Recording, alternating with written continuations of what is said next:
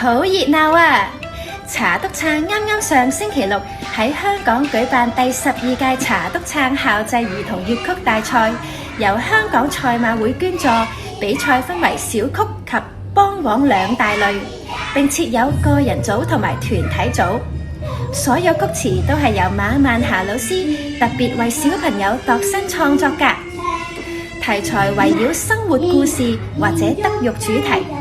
細個嘅可以選唱媽媽好或者扭下擰下螢火蟲等輕鬆活潑嘅曲目，高小組呢就可以挑戰反善二黃嘅後羿與嫦娥，或者回龍腔二黃嘅大鬧天宮等經典曲式。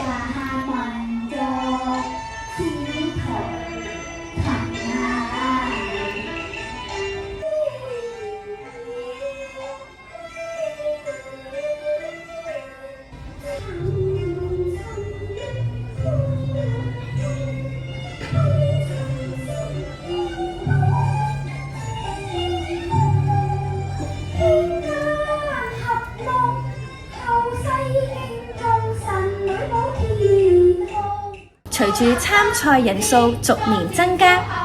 幼稚園、初小同埋高小組別又再細分，例如小一、小二組等唔同年級嘅同學仔都有更公平嘅競賽平台。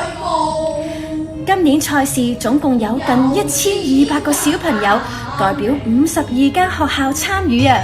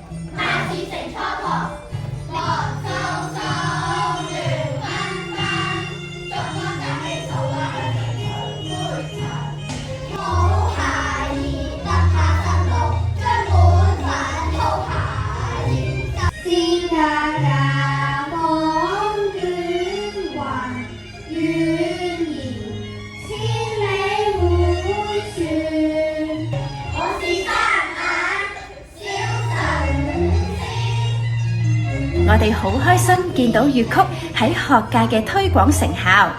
更令人鼓舞嘅係見到學校粵曲合唱團嘅出現啦，甚至有音樂老師親自上台指揮粵曲演唱，讓傳統藝術喺學校中真正落地生根，薪火相傳。茶督撐將於今年2026年9月19同埋20日喺香港西九戲曲中心大劇院演出點解大風尚，到時記得嚟支持小朋友啦！